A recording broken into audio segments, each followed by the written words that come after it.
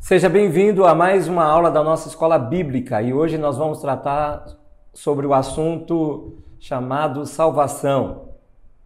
A salvação pela graça mediante a fé. Você já é salvo? Você já aceitou a Jesus Cristo como Senhor e Salvador da sua vida? Você sente a alegria da salvação? Hoje pouco nós ouvimos sobre isso. Mas a salvação gera em nós uma alegria, uma certeza de que um dia nós estaremos com o Senhor. A salvação ela gera em nós uma alegria, uma esperança e uma certeza de que um dia nós estaremos com o Senhor face a face, de que um dia nós iremos morar com Ele. Você já sente a alegria da salvação? Você tem plena convicção da sua salvação? Vamos estudar um pouco sobre isso. A salvação pela graça é uma doutrina central da fé cristã. Ela indica que a salvação é um dom gratuito de Deus e não está fundamentada nas obras humanas. Ninguém pode gerar isso em uma outra pessoa.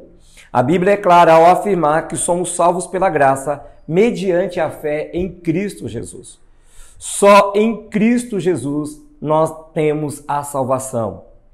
A corrupção do homem, eu quero tratar sobre isso. A Bíblia diz que todas as pessoas, sem exceção, são pecadoras.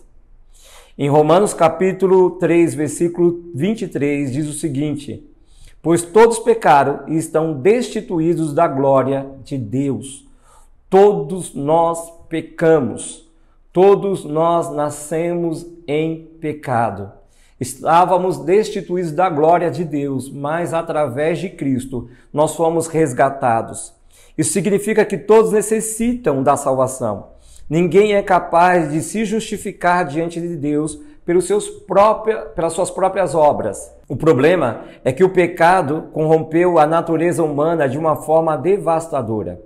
Deus criou o homem bom, íntegro, dotado de responsabilidade moral e livre escolha.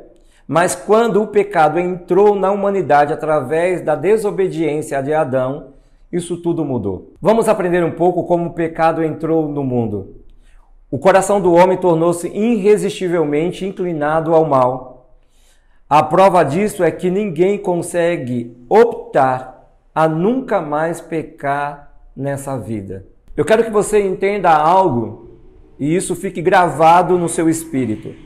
O homem não é pecador porque peca, mas ele peca porque é pecador. Por sua própria vontade, o homem não consegue amar as coisas de Deus.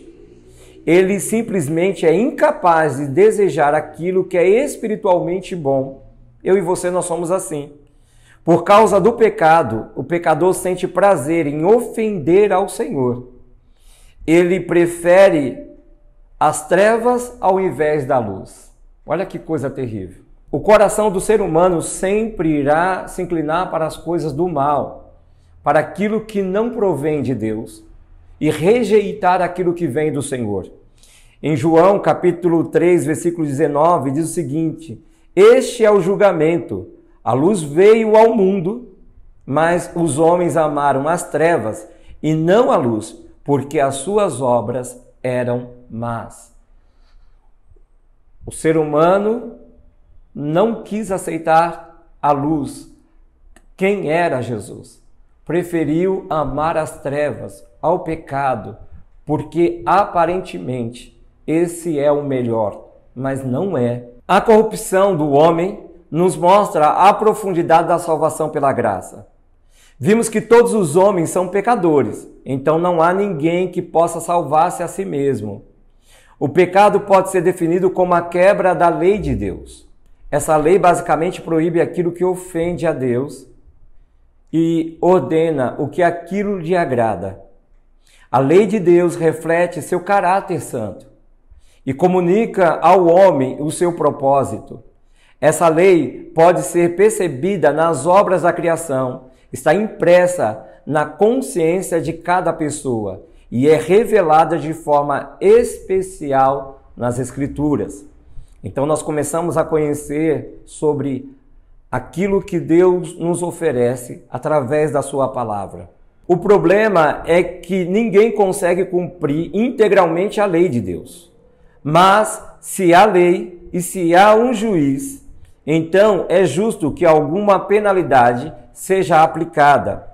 É por isso que o apóstolo Paulo escreve que a lei traz o conhecimento do pecado. Em Romanos capítulo 3, versículo 20, diz o seguinte: portanto, ninguém será declarado justo diante dele baseando-se na obediência à lei, pois é mediante a lei que nos tornamos plenamente conscientes do pecado. Isso significa que a lei faz brilhar a justiça de Deus em contraste com o nosso pecado. Algumas pessoas dizem que Deus é injusto ao castigar o homem, mas é exatamente o contrário. Deus seria injusto se não castigasse aqueles que quebram a sua lei. Se o homem é condenado ao inferno, a culpa é inteiramente sua e não é de Deus. Vamos entender sobre a graça que salva condenados. A graça veio para salvar aqueles que já estavam condenados, eu e você. A Bíblia indica que a lei não pode servir como instrumento de salvação, visto que ninguém é capaz de cumpri-la. Se ninguém consegue viver de acordo com o padrão que Deus exige, como alguém pode ser salvo? A resposta para esta pergunta é a salvação pela graça mediante a fé. Você precisa entregar a sua vida a Cristo e confiar nele. Deus enviou seu Filho, o seu único Filho, para salvar a todos que se achegarem a ele, a fim de salvar o homem e quebrar a consequência de uma vida eterna sem ele. Diferente de Adão, em Cristo não se achou nenhum pecado. Jesus fez certo o que Adão fez errado. Ele obedeceu onde Adão desobedeceu. Ele resistiu onde Adão cedeu e ele venceu onde Adão foi derrotado. Ele foi o único capaz de cumprir plenamente a lei de Deus. Não houve qualquer aspecto da lei que Cristo deixou de cumprir, seja ela moral, civil ou cerimonial. Com isso, ele carregou sobre si a maldição da lei. Jesus recebeu todo o peso da ira divina em lugar do seu povo, no meu lugar e no seu lugar. É por isso que no aspecto legal, o pecador é justificado mediante a obra da cruz. O que significa ser salvo pela graça? Ser salvo pela graça significa exatamente o oposto de ser salvo pelas obras. A salvação pela graça indica que o fundamento da nossa salvação está em Deus e não em nós. Sem Cristo, o homem é espiritualmente morto. O homem não tem vida. O homem não tem essa condição de gerar uma vida eterna baseada em Cristo, sem Cristo. Em Efésios capítulo 2, versículo 1 em diante, diz o seguinte: Ele vos concedeu a vida, estando vós mortos em vossas transgressões e pecado, nos quais andaste no passado conforme o curso desse sistema mundial, de acordo com o príncipe do poder do ar, o espírito que agora está atuando nos que vivem na desobediência. Anteriormente, todos nós também caminhávamos entre eles, buscando satisfazer as vontades da carne, seguindo os seus desejos e pensamentos. Éramos, por natureza, destinados à ira. No entanto, Deus, que é rico em misericórdia, por meio do grande amor com que nos amou, deu-nos a vida com Cristo, estando nós ainda mortos em nossos pecados. Em Efésios capítulo 2, versículo 5, diz o seguinte: deu-nos vida com Cristo, estando nós ainda mortos em nossos pecados. Portanto, pela graça sois salvos. E isso não vem de vós. É um dom de Deus. Não vem de mim e de você. É dom de Deus. Paulo escreve que a salvação é pela graça mediante a fé. E isso não vem de nós mesmos, mas é dom de Deus. e significa que não há um único sentido em que a graça de Deus não esteja presente na obra da salvação. Na obra da salvação não tem como nenhum homem fazer nada para que ele diga que ele mesmo, através dele, houve salvação, ele foi salvo pelas suas boas obras. Efésios capítulo 2, versículo 8, diz o seguinte: pois vocês são salvos pela graça, por meio da fé, e isto não vem de vocês, é dom de Deus, não por obras, para que ninguém se glorie, porque somos criação de Deus realizada em Cristo Jesus, para fazermos boas obras, as quais Deus preparou de antemão, para que nós a praticássemos. Olha que coisa interessante. Somos salvos, e porque nós somos salvos, nós praticamos as obras que o Senhor deseja. Um morto, ele pode ressuscitar a si mesmo? Não. Ele não tem essa condição. Assim é a condição de um homem não estando em Cristo Jesus. Ele não pode ter vida em si mesmo. O preço da salvação custou a morte de Cristo. Como nenhum homem poderia pagar tal preço, a salvação então é um dom gratuito dado por Deus. Lógico que ela é mediante a fé, uma fé genuína em Jesus Cristo. O pecador tem então seus pecados perdoados e é aceito como filho de Deus. Eu e você só podemos dizer que somos filhos de Deus se já passamos pelo sacrifício da cruz, já reconhecemos o sacrifício da cruz, já aceitamos a Jesus Cristo como Senhor e Salvador da sua vida. Eu quero falar sobre o resultado da salvação pela graça na vida de um cristão. Quando o homem, morto em seus delitos e pecados, é vivificado, ele passa a ser uma nova criatura, ele passa a ter uma mudança de vida. Esse processo é tão profundo e singular que Jesus o chamou de novo nascimento. E sobre isso nós podemos ver na conversa entre Jesus e Nicodemos, quando ele diz: se você não nascer de novo, você não pode ver. Se você não nascer de novo, você não pode entrar no reino de Deus. Se faz necessário haver um novo nascimento. A obra da salvação, ela é operada através do Espírito. Ele está nessa terra para convencer o homem a isso. Um homem regenerado, ele é capacitado pelo Espírito Santo a viver uma nova vida que agrada a Deus. Assim, o cristão, ele tem prazer em cumprir a lei de Deus e ela lhe serve como orientação. Para o cristão, a lei não é mais uma regra, uma condenação, mas regra de gratidão.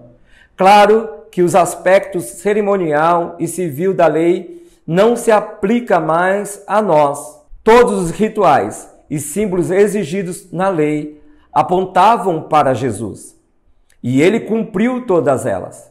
Hoje o Evangelho é anunciado a todos os povos, e não precisamos mais de sacrifícios, de rituais, de uma forma como antigamente eles viviam. O sacrifício de Cristo é suficiente e através de sua obra, ela é aplicada através do Espírito Santo e por isso nós temos acesso a Deus. O salmista, ele declarou algo e nós precisamos também declarar esse algo todos os dias. Como eu amo a tua lei, medito nela de dia e de noite. Você tem meditado na lei do Senhor, na sua palavra, de dia e de noite? Se ainda você não tem, comece a fazer. Comece a desejar, a ler a palavra de Deus e viver uma vida pautada, baseada segundo aquilo que a Bíblia nos ensina. Paulo escreve que todos aqueles que são salvos pela graça também são educados por ela. Tito, capítulo 2, versículo 11 diz o seguinte: porque a graça de Deus se manifestou salvadora a todos os homens. Ela nos ensina a renunciar à impiedade e às paixões mundanas e a viver de maneira sensata, justa, piedosa nesta era presente. A graça salvadora nos ensina a renunciar à impiedade e a viver uma vida que agrada a Deus. O mesmo apóstolo também ensina que o propósito da salvação pela graça não está no homem, mas em Deus. O alvo principal de Deus ao salvar o seu povo é a sua própria glória por toda a eternidade. Ele deseja nos dar uma vida eterna juntamente com Ele. Mas eu e você precisamos valorizar aquilo que nós recebemos. A graça, a salvação, o direito de morarmos na vida eterna com Cristo Jesus.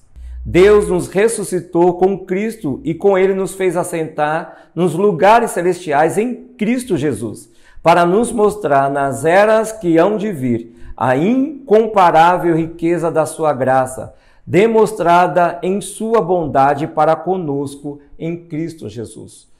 Tudo começou em Cristo e tudo terminará em Cristo, mas não vai terminar, vai continuar uma vida gloriosa, uma vida cheia da glória de Deus, na presença dEle, desfrutando aquilo que nós estamos vivenciando desde já aqui nessa terra, que é o processo da salvação, da mudança no nosso interior, de uma verdadeira conversão em Cristo Jesus.